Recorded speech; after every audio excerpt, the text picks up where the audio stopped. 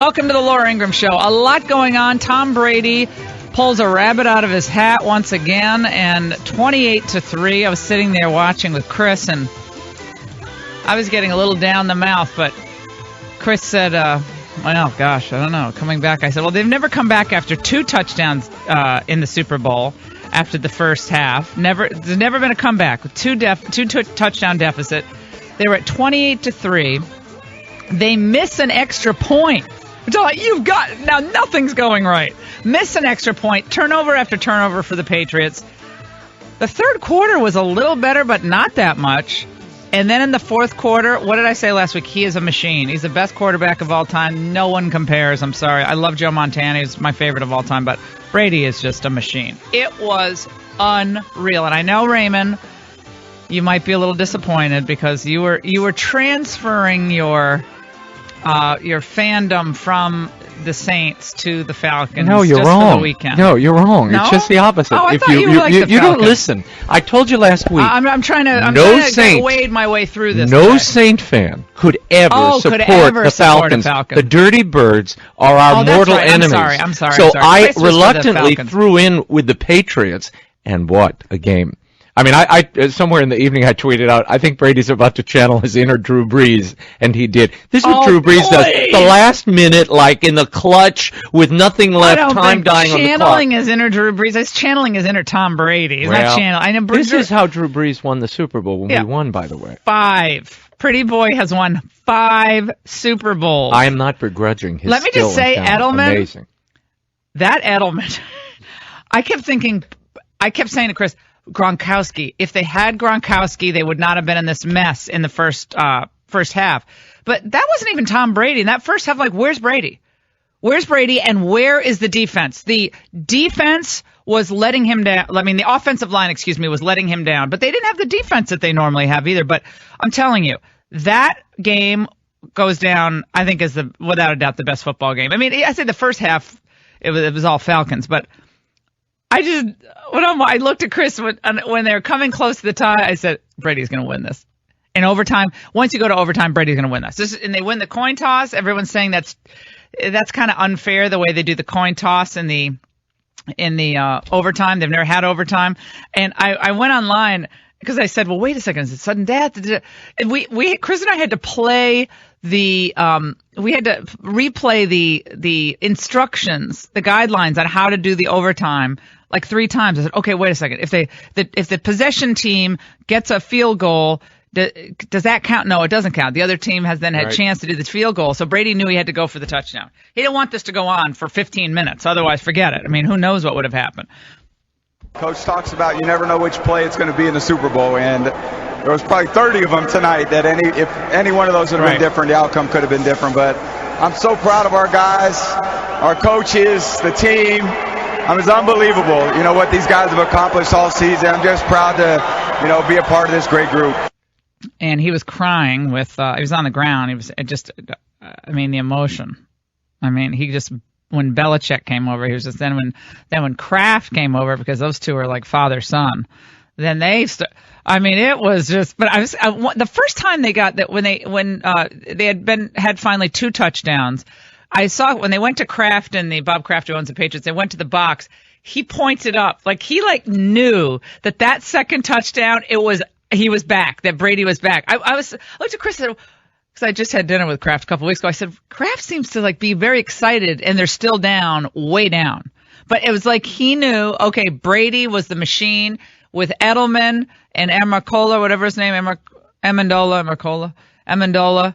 But they didn't have Gronk. And Gronk was sitting there going, oh my God, I wish I was there, because they needed him last night. I mean, it would have been a different game with Gronkowski was there, but I was in a good mood. I was in a great mood, and I'm not a big, Patriots fan throughout the year. I'm always going to be for the Redskins.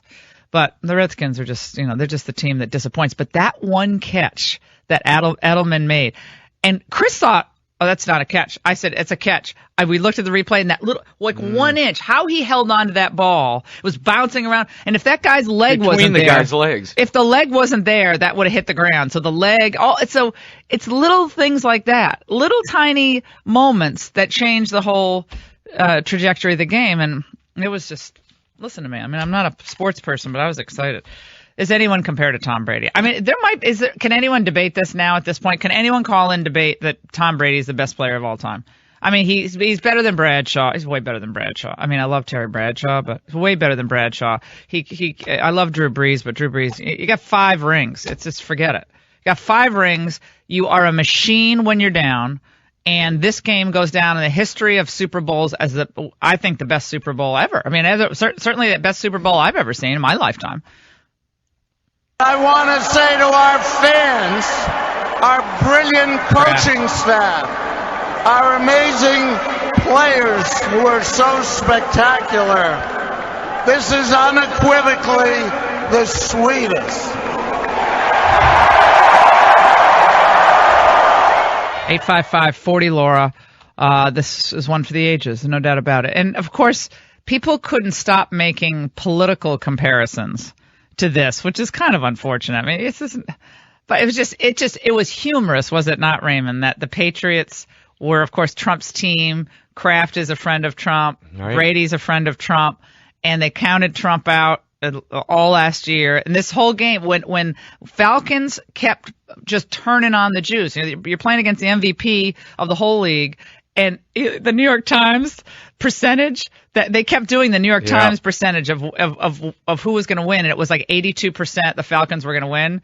And Donnie Jr. got a screen grab of that, tweeted it out, and said, "Boy, what does this remind you of? Remember on election night? Exactly. When we started at 6 p.m., it was a 74% chance Hillary was going to win. Then it went up, then it went down, and it turned out the experts were wrong at the very end." 855-40 Laura. You can call in about this. We'd be happy to hear from you. Was there ever a better Super Bowl? Number one, have there ever lived a better quarterback than Tom Brady? And we're going to talk about this later on with one of Fox Sports' top analysts. We'll talk to him. Jeremy Peters from the New York Times is going to stop by, and Judge Napolitano is going to walk us through this series of legal maneuvers over the weekend involving the Trump immigration pause ban or travel ban, whatever you want to call it.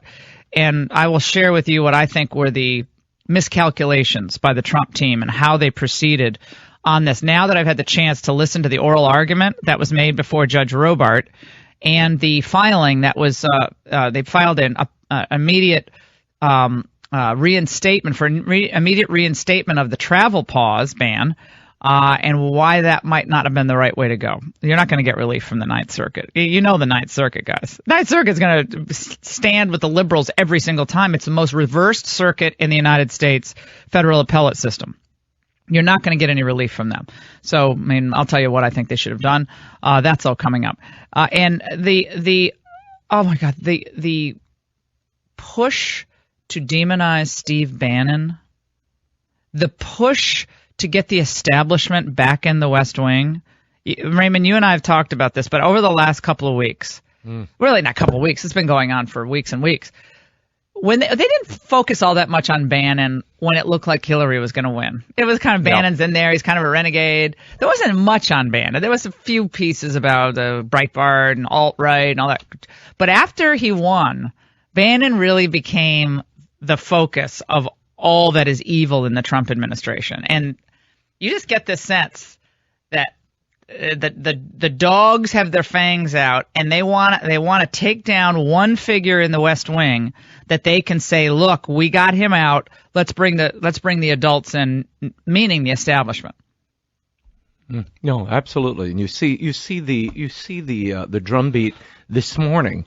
Watching MSNBC, the Saturday Night Live narrative with Steve Bannon being portrayed as death, and the gray eminence sort of pulling the strings. Mm-hmm. But it's the way, and we'll talk about this in the next segment. It's the way in which they're leveling this critique with intent, and they're doing it in a very smart way, to try to, to my mind, encourage the president to get rid and jettison Steve Bannon, blaming him for all the missteps on the travel Trump ban. is a puppet, and and Trump isn't making any of his own decisions. Well, the New York Times had a piece that we'll get to. He even tweeted out over the weekends, "I make my own calls." Well, he said that this morning. That was this morning. Right. That was this morning. But he's sitting there watching Morning Joe though, because they said he calls his own shots. Joe was saying, it's not all Bannon. Trump's there. But you get the sense that there are many in the establishment of the GOP who they're working with the liberals. I mean, I'm not talking they have an agreement, but they are on the same side of the liberals on this, that if you get Bannon out of there, you'll be able to make different decisions. And the establishment GOP, they want their guys to be in the West Wing, and the liberals, they just want to hurt Trump. But there's an intersection there. And I see it coming a mile away. And if they can insert other people in the West Wing to try to force Bannon out, who is more of a populist, he has the strategic and the substantive connection. I believe the substantive connection with where the Trump voters were on immigration, on trade, on other issues. And I can understand the critiques of how this immigration ban was rolled out, because I gave some of them. But the idea that Steve Bannon is the evil force, get out. Just don't give the left their own narrative. Don't burnish their own narrative. There are things that Trump can do to blunt this, and there are things that we can do as we see this story developing. We're going to talk about that when we come back. 855-40-LAURA, as Mitch McConnell speaks out about the Trump immigration order, and other Republicans starting to put a little daylight between Trump and them. Don't go away.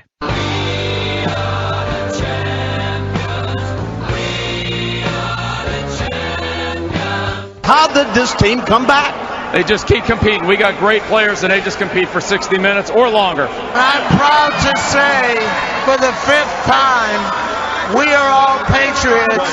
And tonight, for the 5th time, the Patriots are world champions.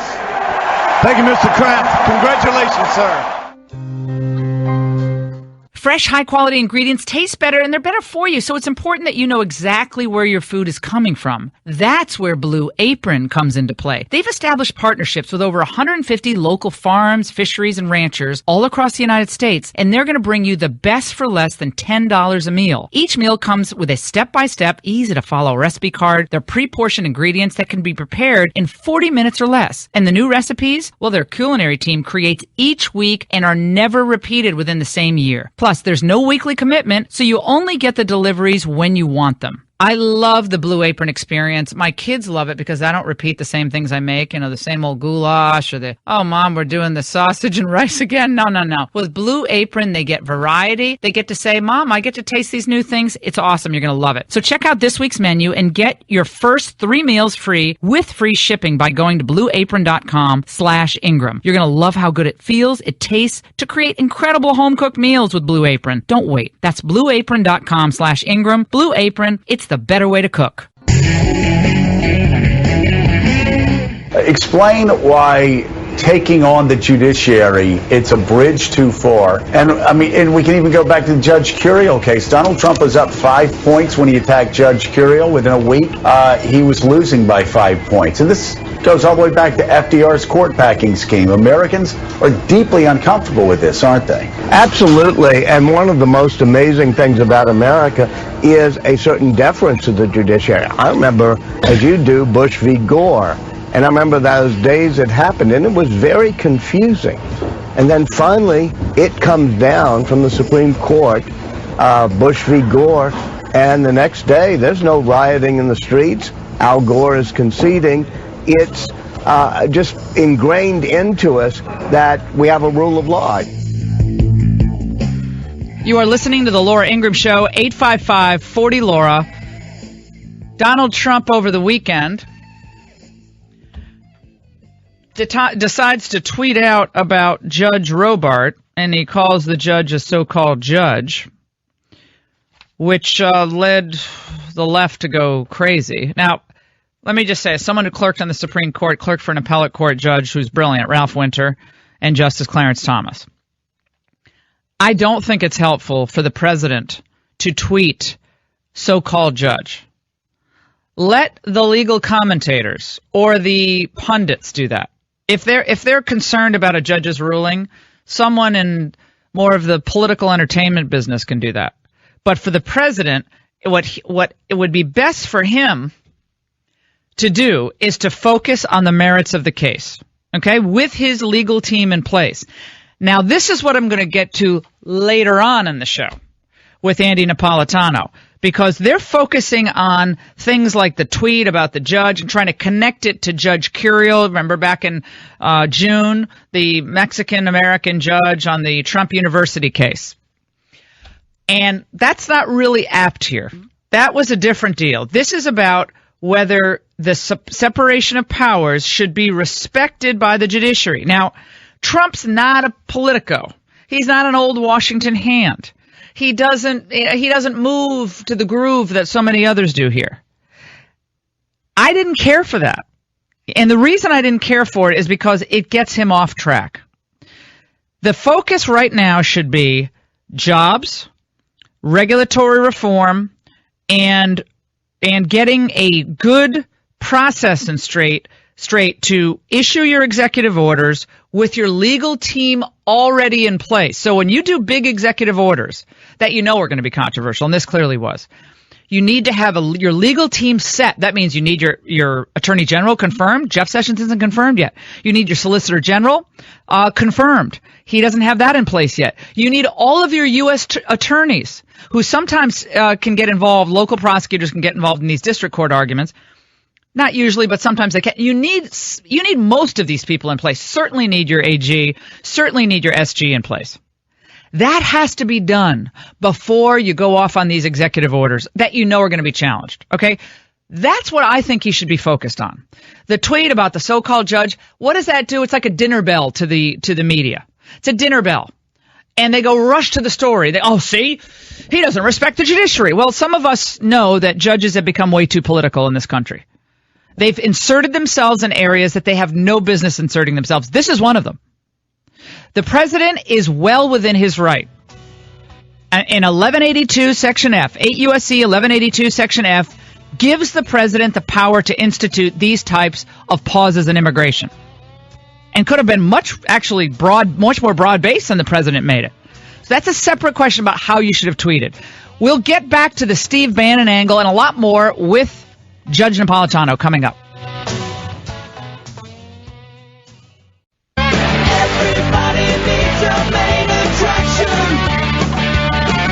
Another big week for the Trump administration. Judge Gorsuch, that rollout went very smoothly, I think. Yes, it did. But the refugee deal, not so much. I think it was very smooth. You had 109 people out of hundreds of thousands of travelers, and all we did was vet those people very, very carefully. You wouldn't do anything differently if you had to do it over again? Look, in life, some of your people didn't really know what the order was. Well, that's not what General Kelly said. General Kelly, who's now Secretary Kelly, he said he totally knew, he was aware of it, and it was very smooth. It was 109 people.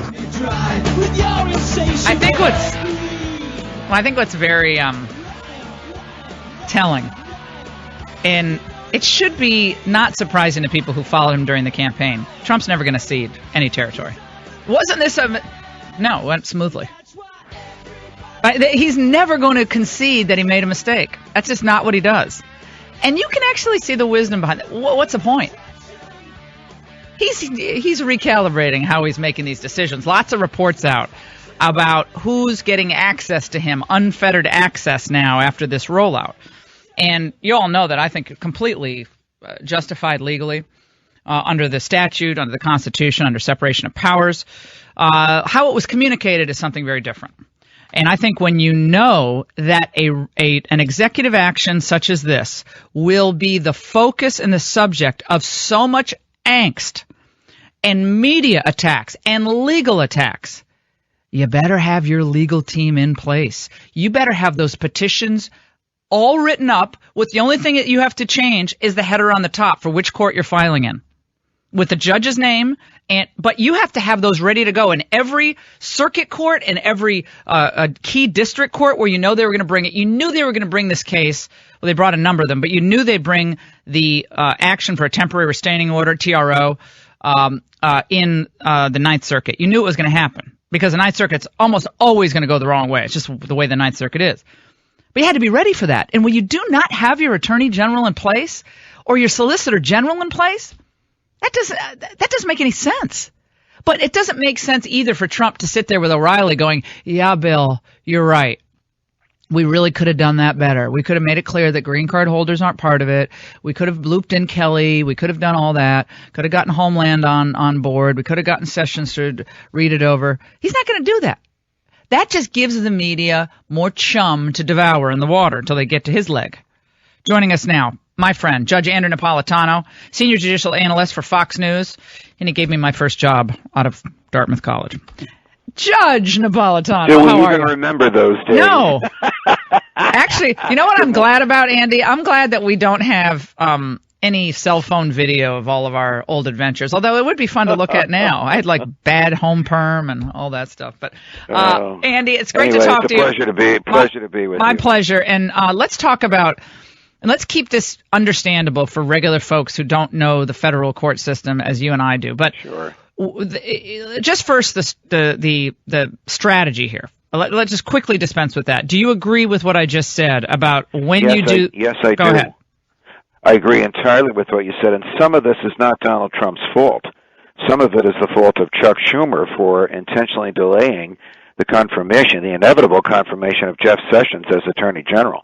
The Justice Department, many of whose lawyers are apolitical, serious career lawyers who almost always have the instinct to do the right thing, nevertheless needs to be run by people that are loyal to the president. And B, you're right, the executive order should have been vetted by the same minds that are going to be defending it. So it wouldn't have had things in there that could have been interpreted so as to bar green card holders who have the same right to exit and enter as natural-born citizens do, or even people who already received visas.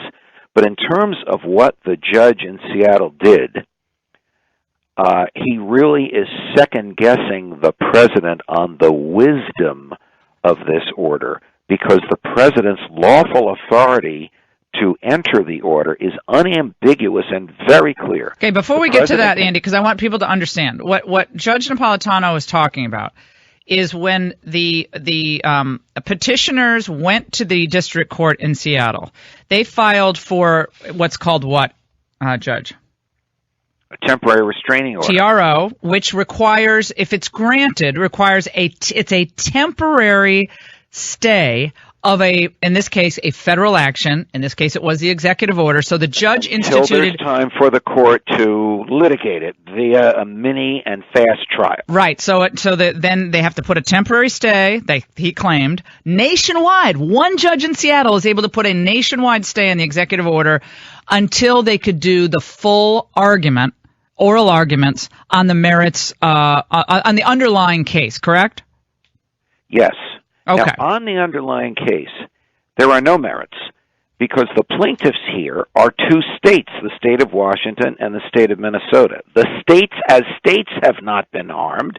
Under the federal system, you can't sue on behalf of somebody else. You have to have what we call standing. You have to show that you, the plaintiff, was harmed by what the government did, and you, the plaintiff, will have that harm removed if the relief you seek will be granted. How a state, in this case Washington and Minnesota, can sue in behalf of people trying to get into the state is beyond me, and I suggest that that is the easiest and least controversial and least political way for the Ninth Circuit to vacate Judge Robart's order and let the president conduct foreign policy as the Constitution authorizes him to. As a standing question, they won't do that, though. I mean, that is my prediction. But let's hear what Judge Robart... Because... Go ahead.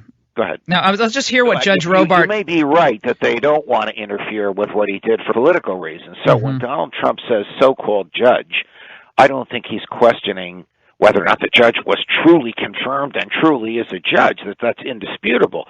What he's saying is this person is not acting like a judge. This person's acting like a politician with some sort of ability to second-guess me, and I can understand his anger over that. Let's hear what Judge Robart said as he was dispensing with this petition. I considered the question of the government's request that the order should be limited to Minnesota and Washington.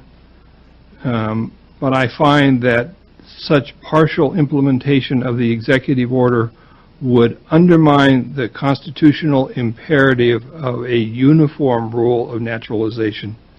and Congress's instruction that immigration laws of the United States should be vigorously and uniform. So he tries to cover himself on that for the nationwide effect. But I will tell you, after reading the measly 5-page order that he issued, it is measly. Oh, it's ridiculous, Andy. There is no addressing the case on the underlying likelihood of success on the merits. You have to hit that. You have to, when you issue a TRO, you have to show that there is a likelihood of success on the merits. Otherwise, the court should not get involved.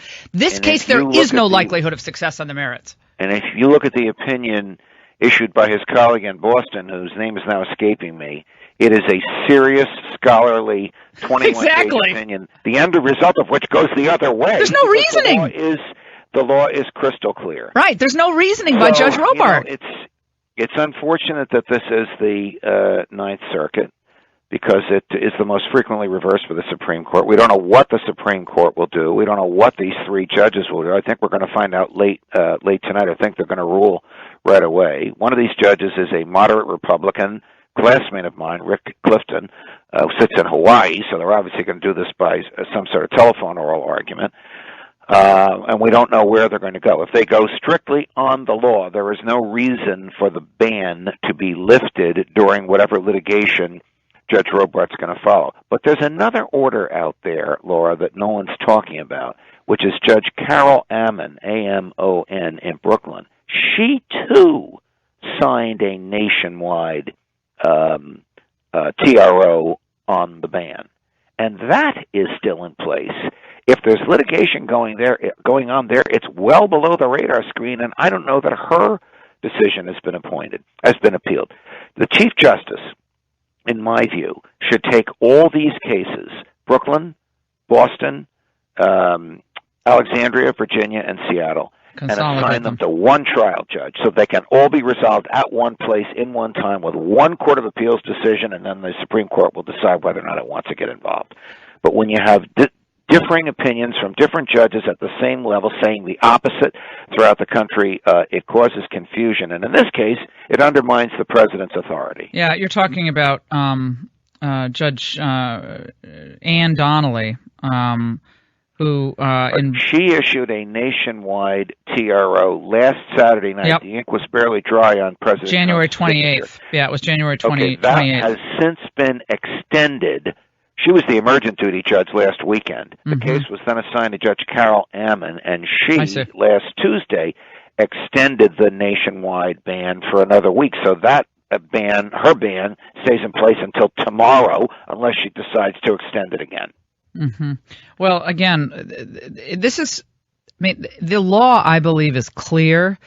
The procedural posture of this executive order and all of its, legal iterations, it's not for the faint of heart. I mean, you have to be ready for this. And so what I am stunned about and looking at the posture of this right now is that folks inside the White House, and I like these guys, they're my friends, but they would push this through without their AG in place and without a Solicitor General in place. I would argue that the Solicitor General, to make this a really big point for the administration, I would go and personally argue the case. I would have gone and personally argued the case before the Ninth Circuit, which the SG normally doesn't do. I'd do it if I were SG. Agreed, Laura. Agreed.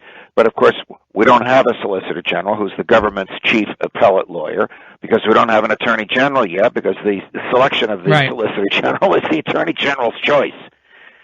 And the reason none of that is in place is because Chuck Schumer thinks that somehow human liberty is enhanced by delaying the ability of Donald Trump to get his executive appointees in place. Well, again, this is very... Laura, I got to go. All the best to you. I enjoy all my time with you. All right, Judge Napolitano. He has another hit on Fox. We appreciate it. We'll take a break. 855-40-LAURA. Raymond Arroyo is with us, and again, these are complicated matters, and they require a steady hand. Trump's agenda is the right agenda, without a doubt. He was elected on this agenda.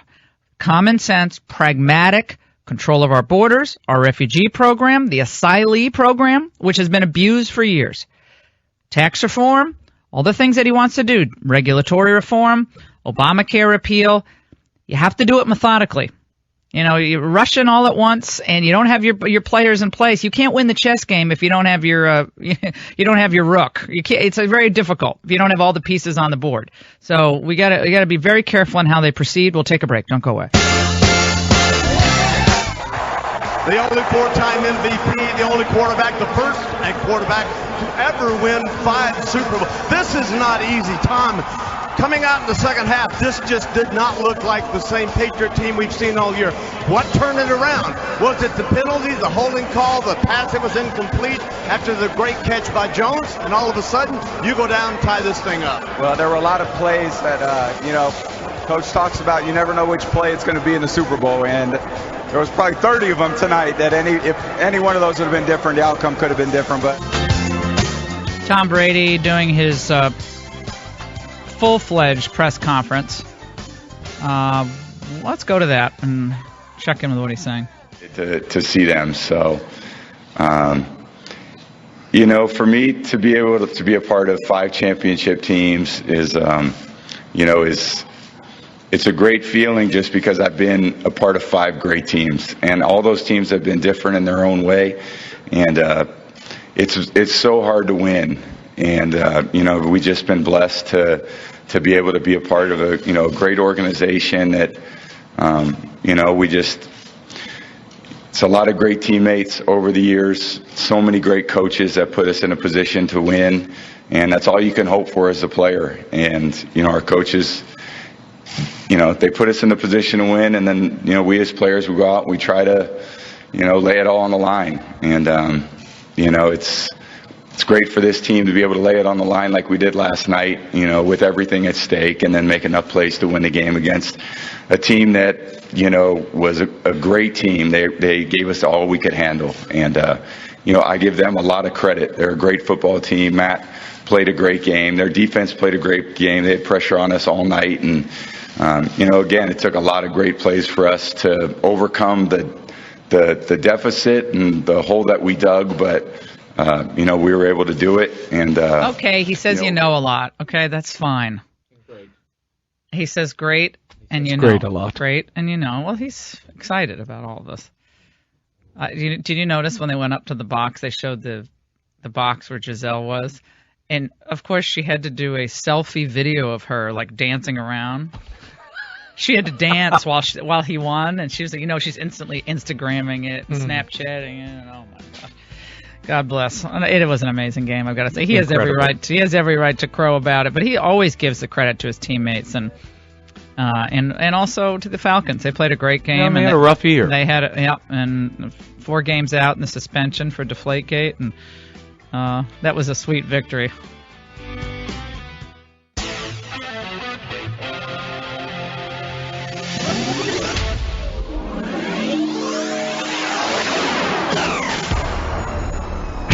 Your healthy radio addiction starts now. Power to the people! The Laura Ingraham Show.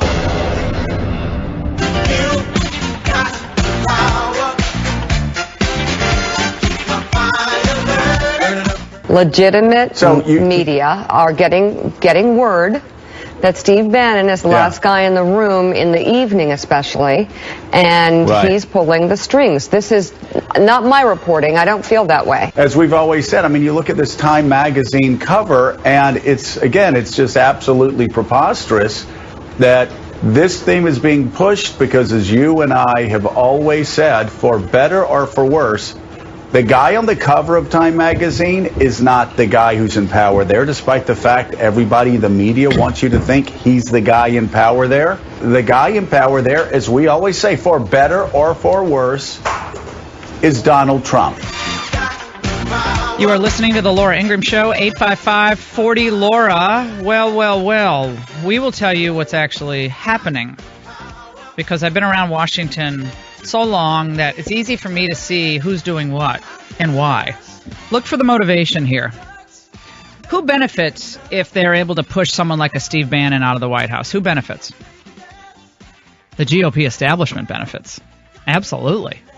They want to try to capture the Trump outlook, the Trump access, the Trump brain, if they can. They want full, unfettered access to Donald Trump day in and day out. They don't want other voices in the room. They don't want other ears in the room. They don't want other voices. It might take a while to get there, but they're determined to get there. Now, what do I mean? So all this scuttlebutt about how Steve Bannon and Steve Miller are really running the show, Scarborough's right about this. Trump's the guy who's making the calls. He's making the calls. And maybe he's not getting into the granular detail about the court filings. That's not his job. He should have people in place who do that. But I will say this. The people who have, I think, a vested interest in seeing the populists pushed out are the very people who operate on behalf of the establishment. Lobbyists, folks on Capitol Hill, Mitch McConnell. John Boehner still has a lot of old pals on Capitol Hill, Paul Ryan. And so every time the media will highlight a Trump, they'll say it's a misstep, he shouldn't have tweeted this, shouldn't have tweeted that. I think what they're trying to do, they're trying to use that to undermine his confidence. Say, see, you have amateurs. It's amateur hour, Karl Rove wrote last week in the Wall Street Journal. So if Trump starts believing that his real problem is these populist people, they're the real problem. They were good enough to help you in the campaign, but governing, they can't do it. They can't help. They don't know what they're doing. Forget it. You got to push out the ideologues and go for the time-tested and experience-worn folks who've already been in the White House. They've been there. They lived it. They breathed it. I will say this. There is some benefit to having people who've been in the White House before and in working with him now, because none of these people really have been in the White House. I get that. That's fine. But it will be very perilous for Donald Trump to forget what brought him to power. It was an economic message of populism. It was an America First message in national security, in foreign policy. It was very common sense. We're going to work with our allies. We'd like other NATO countries to contribute more. We don't want to start another war or get involved in another war if we can avoid it. That's what Ronald Reagan believed. Have to conserve, as conservatives, conserve our power so we can give our people at home a better life. He was able to take that message to the American people and rally after rally, state after state, and win back those blue-collar voters who had turned off politics altogether, or many of them had turned to the Democrats. Donald Trump needs to remember those people. I say it all the time. The people in Leesburg, Virginia, freezing at night, 36 hours before the polls opened. The people who waited in 6 states that last, day before the election, waiting for him to give them hope that their lives are going to get better. Keep them at the forefront, which also means you can't get distracted by minutia. Don't let the left take the narrative from you. Whether it's, tweeting about, a judge or getting sidetracked on voter fraud. That stuff, that's not going to get you where you want to go. You're going to get where you want to go when this economy starts flying upward again. Seen some improvements already, but, it's early on in this game. Focus on the points that made you president of the United States and methodically and very carefully tick off the agenda items one after the other. When you say who's having influence, understandably, is a guy who wants to blow up the globalist order, blow up the notion of a nation that's open, that sort of thing. That's a very strongly held ideological view that Steve Bannon has been quite upfront about. So when you see it being very much implemented, you have to say, okay, this is the guy who, is actually calling the shots there. Steve Bannon is the new Halliburton. Or the Koch brothers, or whatever your demon of the moment will be for the left. It's the whipping post, Steve Bannon. Remember during Bush years, it was Halliburton. It's Dick Cheney. Dick Cheney was the great Darth Vader. I'm just great evil figure. Cheney. It was Cheney. It was Scooter Libby for the Valerie plane. But I'm talking about Halliburton. It's just a symbol. Bannon's a symbol for them. This is part of the chess game that they're playing. They want to undermine Trump's confidence that you don't. Everything is wrong. You can learn from this. Trump said, and it looks like in some of this reporting, if it's accurate, that they're going to have a more streamlined approach to getting information to him. That's a good thing. There's nothing wrong with that. There's nothing wrong with having differing voices in the White House. Nothing wrong with having a vigorous debate. That's all positive. But the idea that the Republicans on Capitol Hill are implicitly working with the Democrats in the demonization of Bannon, and I already hear this. They're not going to come out microphone and say it. But I tell you, in interviews with reporters, off-the-record commentary, they are pushing this anti-Bannon narrative. I'm not saying, I don't know what, Bannon and Miller, what they're doing late at night, they're working on these. I'm sure they are. That's what they do in the White House. You work on stuff late at night. Ooh. But the idea that they're the problem, it's just ridiculous. So who's going to come in? You're going to bring James Baker at 85 back to the White House? Karl Rove, who was wrong about everything in the last year and a half, and I like Karl Rove, but he hasn't run a successful campaign since 2004. Do you want to bring them back? Because Bush left office at about a 36% approval rating. Do you want to bring that all back? Or do you just want to have some procedures in place that are able to corral the great energy that I think exists there and make it work better? That's fine. That's a very positive development. That looks like that can happen. I'm saying this because I don't want the folks listening to the show on Capitol Hill to think that they're going to get a lot of support in talk radio land for smashing Bannon back, because Bannon's the problem. No. Problem is we have establishment people who want to get back in power, the same people who trashed Trump both on camera and off camera for the last year and a half because they don't like his agenda. When Walter Isaacson was talking about he wants to smash globalization. He's talking, frankly, finally, Donald Trump, about what globalization has done to the American worker. This drives people like Walter Isaacson at the Aspen Institute, who's a very nice person. But whether it's Walter or Tom Friedman or any of these people who've bet it all on globalism, this is their thing. This is lifeblood, is globalization. The nation state is passé to these people. And this is a strategy that might have worked for Steve Bannon when he was at the helm of Breitbart, taking on the media, constantly railing against how unfair the mainstream media was, always being the aggressor. But this does not work as a strategy for a White House. And Elise, what have you done for strategy? Let's talk honestly about. Yep. As I said, Drew's like, she worked for Bush. She worked for Bush. Oh yeah. How did that work out? I mean, come on. You have to stay in this game. Focus on what you want to accomplish. Don't do stuff with your SG, Solicitor General, your Attorney General not confirmed. Don't do this stuff. Learn from it.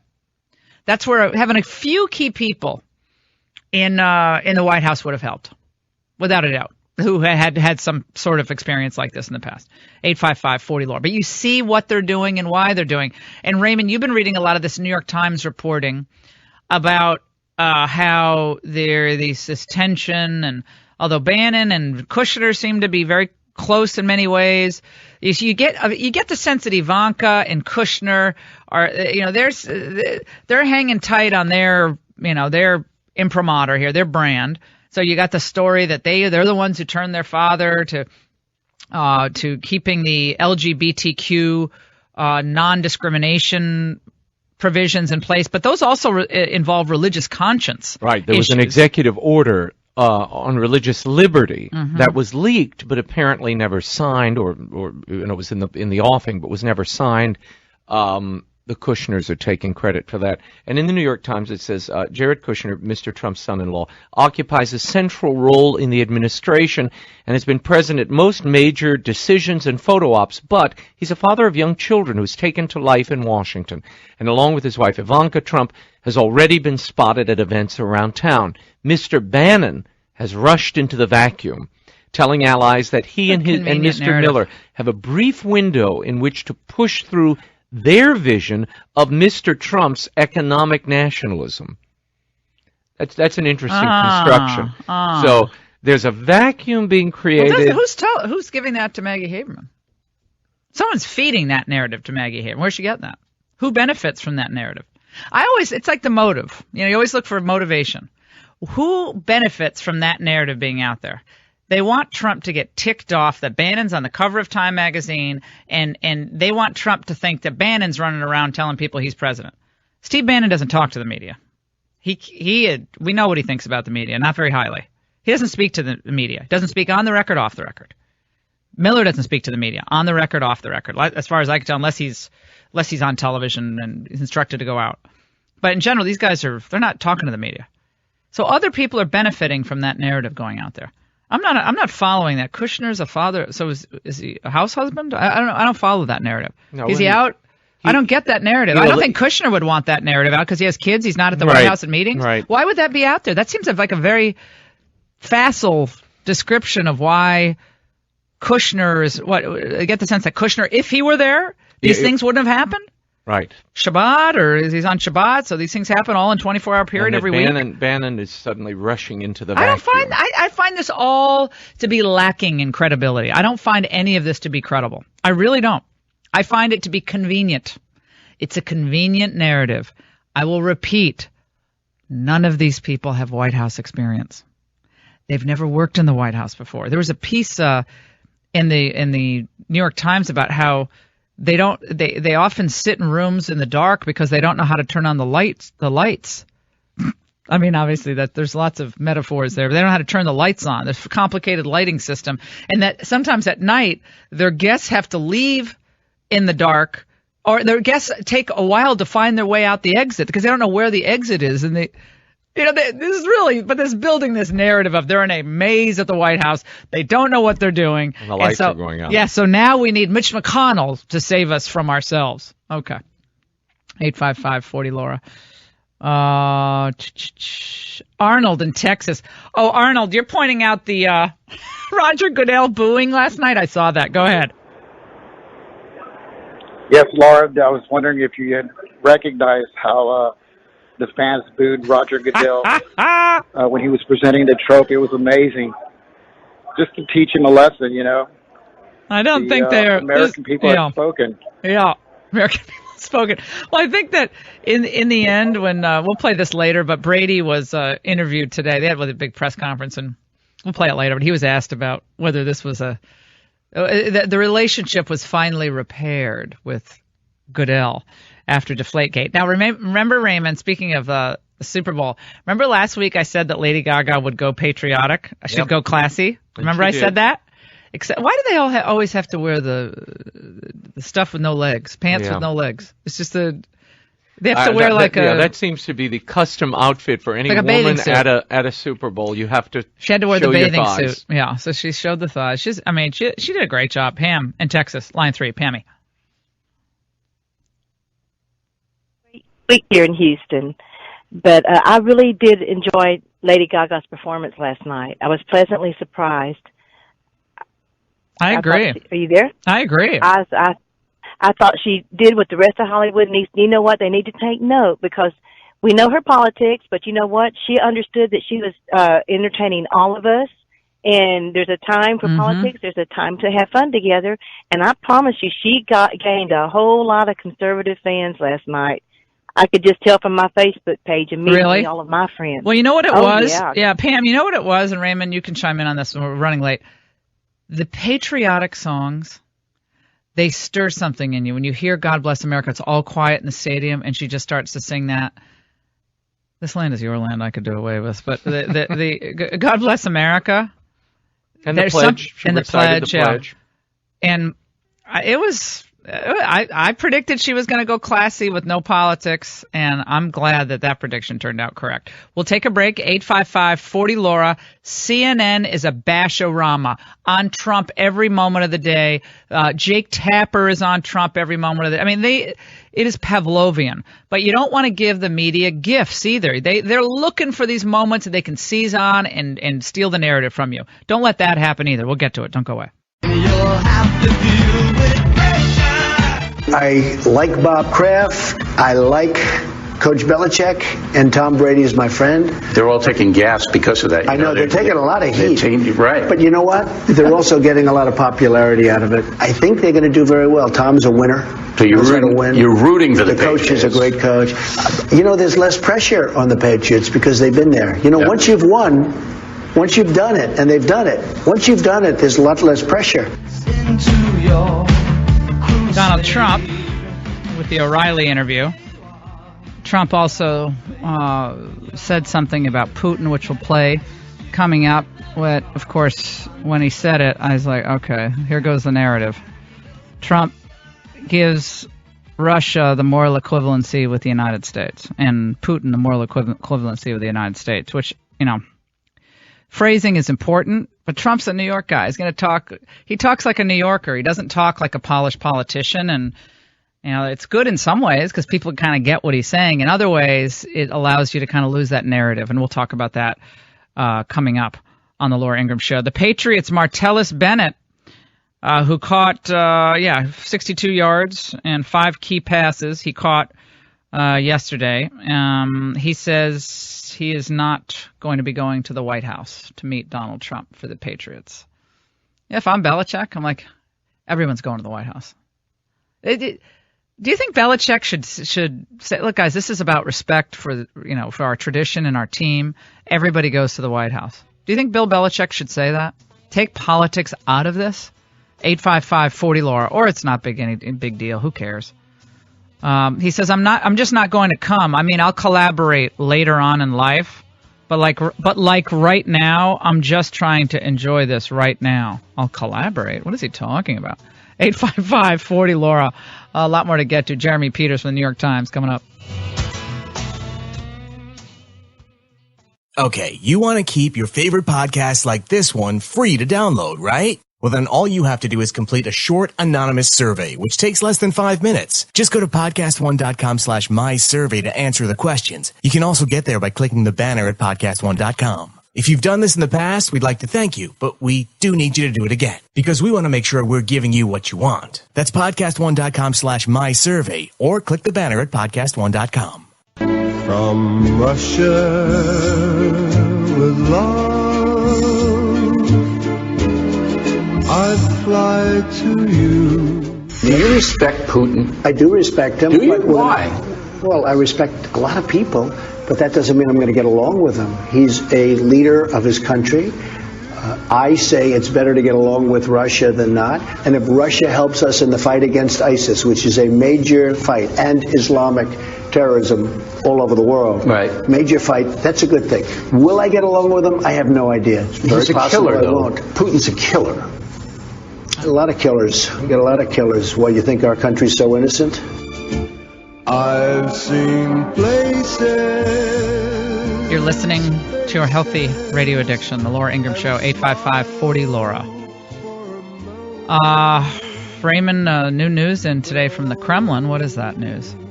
Well, Putin is asking Fox News for an apology from Bill O'Reilly for calling Putin a killer. Never mind Trump agreeing. All right, Pooty Poot. All right, Pooty Poot. Sit down in the no spin zone, and then we'll talk about an apology. I'd tease Bill if he were on about that. Can you imagine? Oh, okay.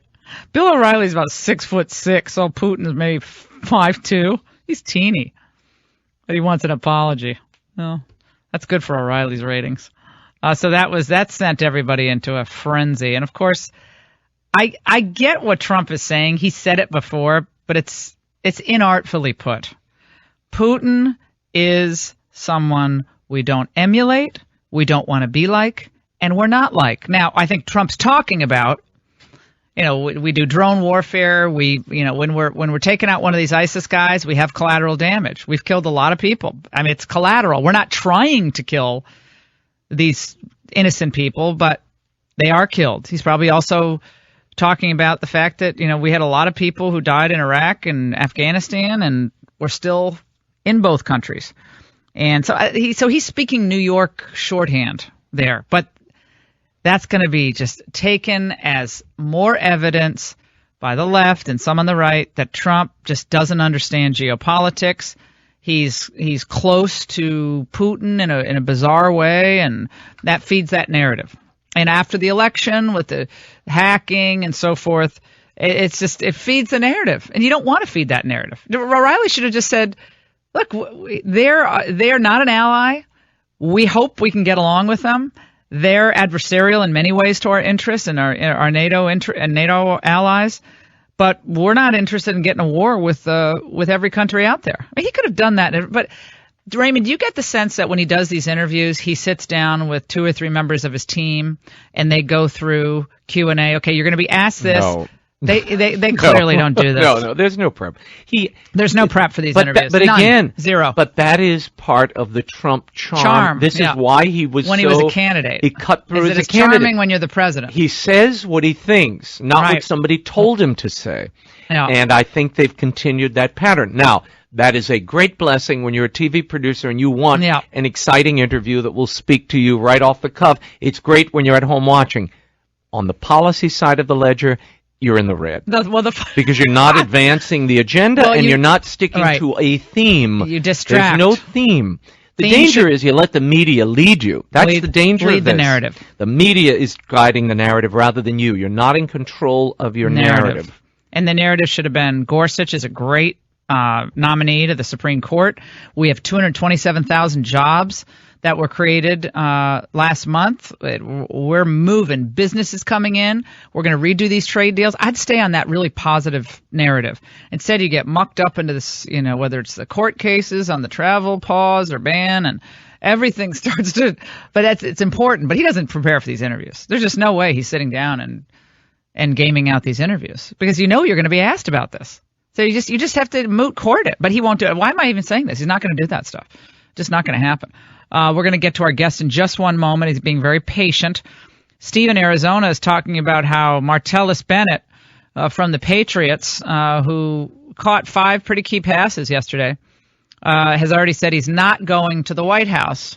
Trump will presumably invite the Patriots, as every president invites the Super Bowl winners.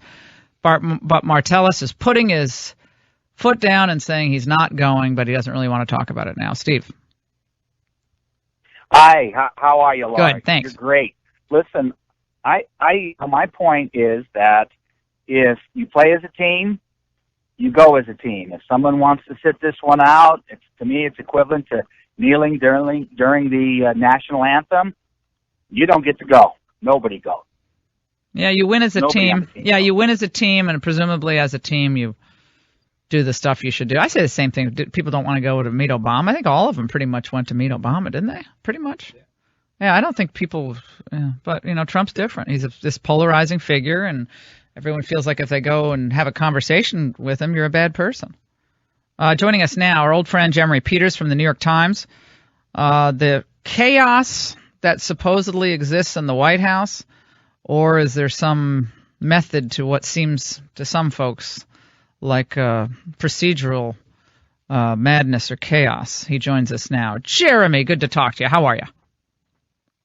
I'm great, Laura. Thank you for having me. Absolutely. Let's talk about what was written, I guess today it came out that there's kind of a new approach, perhaps, to getting information to the president.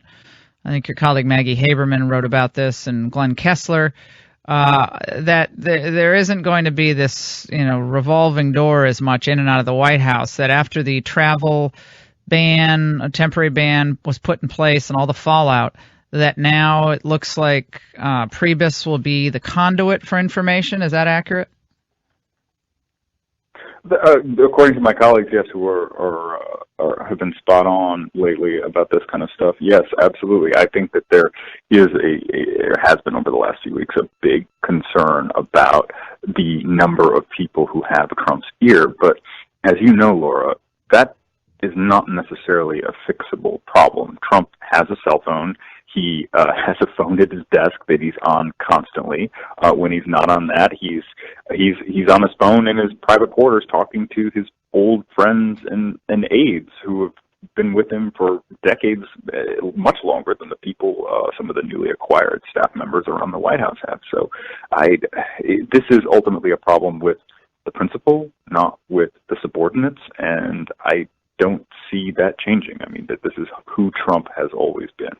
The argument is that, this guy Jared Kushner was supposed to be the moderating influence on Trump, and Kushner is the son-in-law, but he's steady hand, and he's a registered Democrat, and he's super smart at age 35, and he's going to make sure this all works out well. But now I see this narrative that comes out that seems very it seems a very positive narrative for Kushner, that he's really he has young kids, and so he can't be everywhere at all times. And I've been around this town a long time, and I know kind of certain motivations kind of seep through this commentary. Like, who does that narrative benefit? I mean, it's last time I checked, Kushner was at every meeting. Now suddenly he's not at meetings. What's going on there? Right. No, I know exactly where you're going with this, Laura, and you're exactly right. Let's back up 48 hours or so. When on Friday the story leaked that Jared and Ivanka were behind the quashing of an anti-LGBT executive order. Now, from my reporting and what I understand was happening inside the administration, this order was never in the works. It was something that had been drafted at a lower level. It was never going to reach Trump's desk. It was not something that Steve Bannon was interested in pursuing, but it got leaked by left-wing groups who believed, accurately or not, that it was in play. So here comes Jared and Ivanka 24 hours later, after Ivanka's shoe line had been dropped by Nordstrom's, and they put out this story that they had been behind quashing this all along. Now, while I'm sure they were opposed to it, that's not really. I think they went to the Oval and they put their foot down and they said, we're not doing this. It's just like, I actually worked in the White House. Like, I know how stuff works. I mean, come on. I mean, and like what I understand about this order, it was a religious liberty. There's some people call it what they want to call it, but there was a point in it about religious conscience rights and religious liberty, and I don't think it was saying go ahead and discriminate against LGBT people and accommodations and so forth. I think it was what they were trying to do is gear it toward the religious conscience rights that presumably are still protected in the free exercise clause of the Constitution. And depends on, whose ox is gored here, how you describe this. But that is neither here nor there. What I'm focusing on is that certain factions in the White House are putting out stories to either elevate their influence or demean other people or diminish other people's influence. And people have to understand what's going on beyond the the headlines here. Mm-hmm. No, I think that's exactly right. And that's kind of what you see with these stories about Priebus having more authority kind of as a gatekeeper to the president. There are new players in this administration, Laura, as you know, people who were not original Trump loyalists, people like Reince Priebus, people like Sean Spicer. And I think that they're coexisting right now rather uneasily with some of the other inner circle types, people who are deeper inside the inner circle, like Bannon and Kellyanne Conway and Jared. Let's not forget that Reince and Spicer were part of the Republican establishment that Trump vowed to destroy, and they hung around for long enough that after Trump became the nominee, they hitched themselves to his wagon, and now they're there. And how easy that relationship is from here on out, I don't know, but I don't always expect smooth sailing. Not that anything ever is with this White House. Right. We're talking to Jeremy Peters of the New York Times, and this was bound to happen. I mean, this period, in my view, is bound to happen. And why do I say that? Because when you come off a campaign like this, where pretty much every conventional way to think about politics is upended. The way social media was used, to the old lines being blurred between Democrats and Republicans on issues like trade, to the Bernie Sanders, to the DNC issue, to the CNN with the question going to the DNC. Everything was turned upside down. And so you get into the White House after this guy was never expected to win. and they're anti-establishment in many ways. A couple establishment people have made their way in, but there's no one in there who's ever worked in the White House before. The government is a behemoth. This thing is going to bite you every time you turn around. It's massive. Most people who are civil servants are Democrats. That's just the way it is. Yeah. And you have to figure out a way to work within the bureaucracy while you push your initiatives and try to keep everybody on the same team. It's not easy. It's very difficult to do it. Or you fire everybody, which in some cases seems to be Trump's approach, like with the State Department. But that's not sustainable. You can't do that in every department, especially these departments that are charged with securing the country, like defense and homeland security. So you're right. You have to figure out a way to deal with the bureaucrats who are there. And I don't mean bureaucrats in a pejorative way, but these civil servants who have an understanding and institutional knowledge, and that for the most part, I mean, this is a key point that I think often gets overlooked. For the most part, these people are interested in preserving their own careers. Mm-hmm. And they will, they'll find a way to work with the president, even if they don't always see eye to eye with him. I mean, this is not the first time in history that a president who has come in with a very strong ideology that a lot of Americans reject has tried to institute policies rather quickly.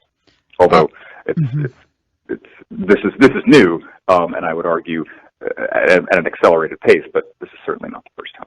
Let's listen to what Nancy Pelosi said. She sees an opening here against Trump, and she wants to take it. Let's listen. I want to know what the Russians have on Donald Trump. I think we have to have that investigation by the FBI into his financial, personal, and political connections to Russia, and we want to see his tax returns so we can have truth in the relationship between Putin, whom he admires. So the Republicans will be investigating voter fraud with Pence, which I'm not sure what that's going to get them, but nevertheless, he's going to be doing the voter fraud, and Nancy's going to be doing the Russia investigation. This is where we are right now. I mean, it's kind of reminiscent of when Harry Reid said 4 years ago that he had heard, he had on good authority that Romney had never paid taxes. There's a way to do this when you're the opposition that's effective, and in a way that's not terribly effective. I don't know where they get with the Russian thing. I think the Russia thing shakes loose when Russia wants it to shake loose, if there is something there. Congress is not gonna pry that box open. Mm-hmm. What they should be hammering the Republicans on, which is probably much more effective, is, okay, so what are you going to do with Obamacare? You came in saying you were going to replace it, repeal it. Now this has turned into repeal and repair. What's going on, guys? Yeah, about a year and a half. They now say it could take that long to actually get rid of all of Obamacare. Jeremy Peters, thank you so much for joining us. Yeah. We very much appreciate it. We'll check in with you soon. We'll take a break, close it out. Go to lifeset.com. It turns out that George Soros may be connected to those protests. Oh, well, no, in the litigation against Trump's travel ban.